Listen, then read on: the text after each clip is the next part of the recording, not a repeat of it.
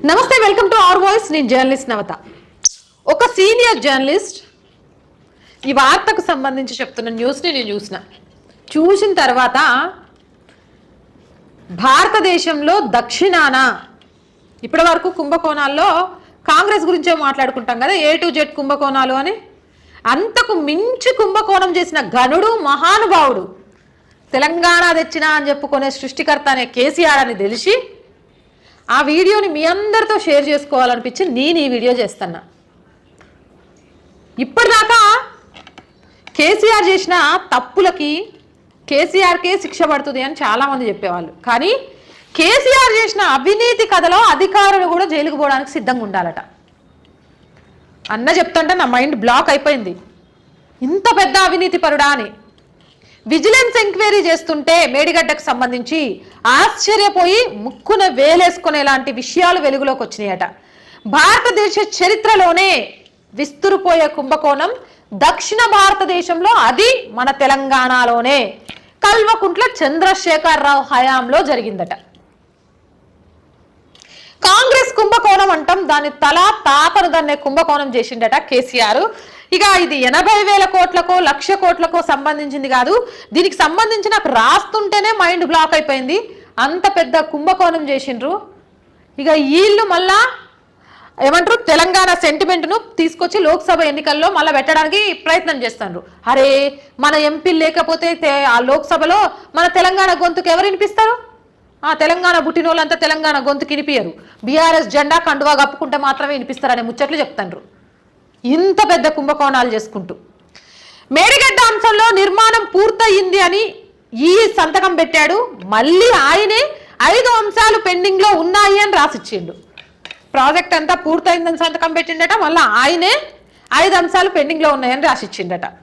First పెట్టిన సంతకంతో డబ్బులు release, ఆ తర్వాత మెయింటెనెన్స్ పూర్తి కాకుండా ఏం జరిగింది అనేది చాలా క్లియర్గా నేను ఎక్స్ప్లెయిన్ చేస్తాను. 2019 సెప్టెంబర్ 10వ తారీఖున డిపార్ట్మెంట్ నివేదిక ఆధారంగా మేడిగడ్డ నిర్మాణం దాదాపు పూర్తయింది. ఒప్పందం మేరకు నిర్మాణం పూర్తయింది అంటూ రాశారు. 2019 జూన్ 21న బ్యారేజ్ ప్రారంభమైంది.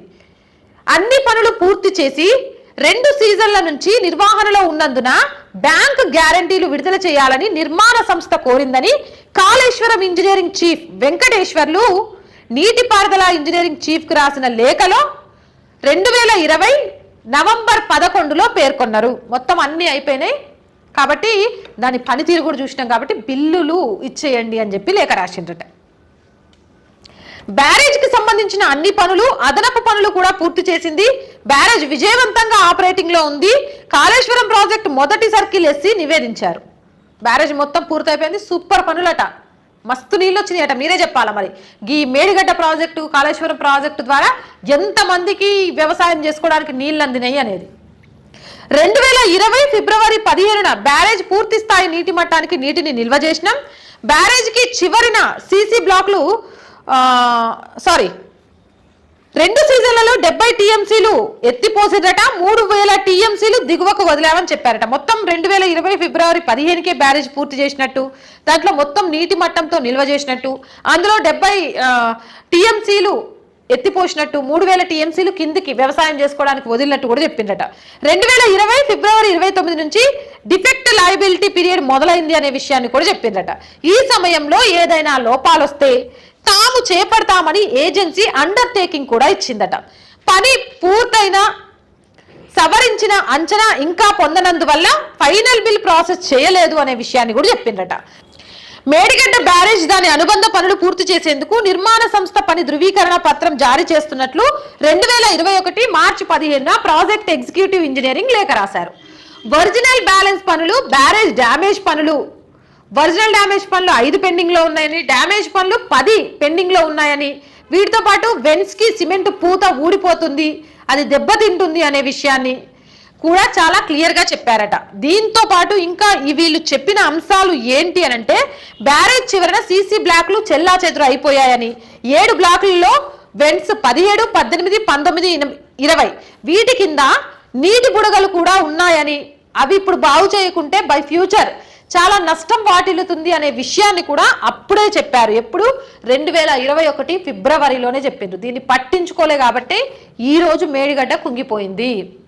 ఇవన్నీ వాళ్ళకు తెలుసు. వీటికి సంబంధించిన లేఖలు కూడా ఉన్నాయి.